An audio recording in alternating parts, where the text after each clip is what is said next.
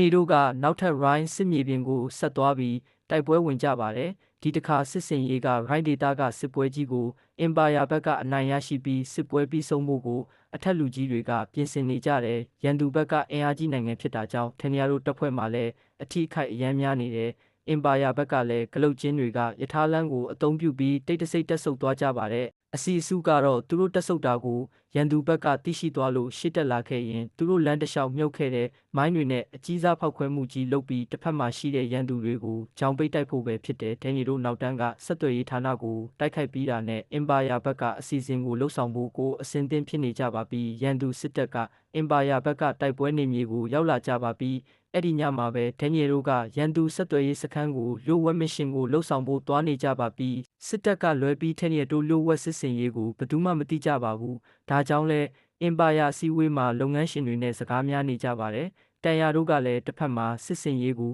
တတ်မှတ်ထားတဲ့အချိန်မှာအောင်မြင်အောင်လုပ်ဖို့အတွက်အလင်းလိုနေပါတယ်။ခဏအကြာမှာအစီကေးခမ်းမတဲ့ကိုရုတ်တရက်သတင်းပေးစစ်သားရောက်လာပါတယ်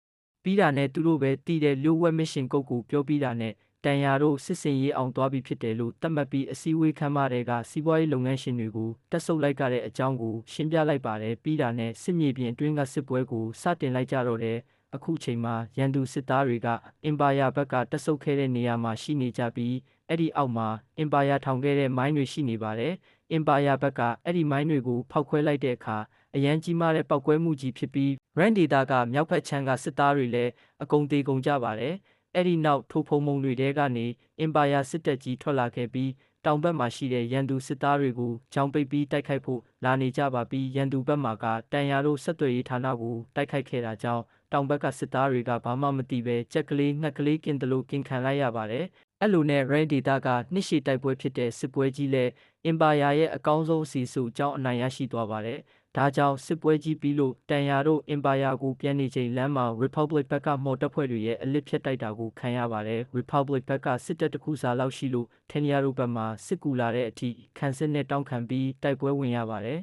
။တိုက်ခိုက်နေတဲ့အချိန်တန်ရာရဲ့ပြူဟာတွေကြောင့်တန်ရာတို့တပ်ဖွဲ့အခြေအနေကောင်းနေတဲ့အချိန် Republic ဘက်ကတပ်သားတစ်ယောက်ကတန်ရာတပ်သားတွေကိုဖျက်ကျော်ပြီးတန်ရာစီကိုအရောက်လာနေပါတယ်။သူကင်လာတဲ့လက်နက်ကတိုက်ပွဲစီးမျိုးနဲ့မညီတဲ့အနီးကပ်ရိုင်ဖယ်ကြောင့်အခက်တော်တော်တွေ့နေကြပါတယ်။သူကထန်းရာအရင်ကတတ်ခဲ့ဘူးတဲ့စစ်သားဖြစ်တဲ့အပြင်ကားကြောင့်အသက်ရှင်ပြီးတန်ရာကိုပြန်လက်စားချေဖို့လိုက်ရှာနေတဲ့သူပါ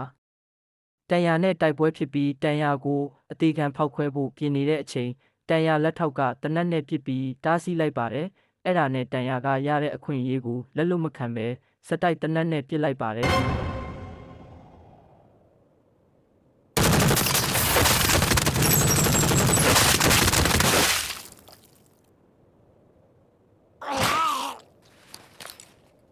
ဒါတော့နောက်ဆုံးအချိန်ထိဖောက်ခွဲသွားပါသေးတယ်ကံကောင်းစွာနဲ့တန်ရာဘေးကင်းသွားခဲ့ပါတယ်။ Empire ထဲမှာတော့နိုင်ငံသားတွေကအထက်လူကြီးတွေကအောင်ပွဲခံနေကြပါတယ်။ Empire ဘက်ကတိုက်ပွဲကိုအပြီးသက်ပြီးလို့ထင်တဲ့အချိန်မှာ Republic ဘက်ကယာယီစစ်ခဏရက်စဲပြီးပြန်လဲထူထောင်ဖို့အတွက်တက်ဆုပ်သွားပါတယ်။တန်ရာတို့ကတော့သူတို့နောက်တစ်ချိန်မှာအစီအစီပြန်ချပြီးတိုက်ခိုက်လာမှာကိုပြောနေပေမဲ့ဥပဒေကြောင့်ဘာမှမလုပ်နိုင်ဖြစ်နေပါတယ်။စစ်ပွဲကြီးလုံးဝပြီးဆုံးသွားမှာကိုအခွင့်အရေးရှိရနဲ့မလုပ်နိုင်တာကိုတွေးပြီးတန်ရာတယောက်ဒေါသထွက်နေပါတယ်။ဇလန်းအဆုံးမှာ Empire ကိုလက်စားချေဖို့စစ်တပ်ထဲဝင်ဖို့ဆုံးဖြတ်နေတဲ့ကောင်မလေးရဲ့စစ်တပ်ကြီးကိုဦးစီးဖို့ကိုဒဲနီယာကိုရွေးဖို့ပြောနေကြတဲ့ဗိုလ်ကြီးတွေကိုတွေ့ရမှာပါဒီလိုနဲ့ season တပြီးသွားခဲ့ပါတယ် channel လေးကို subscribe လုပ်ခဲ့ပေးပြီးအစအဆုံးကိုပြန်တင်ပေးသွားမှာဖြစ်ပါတယ်ကျေးဇူးတင်ပါတယ်ဗျာ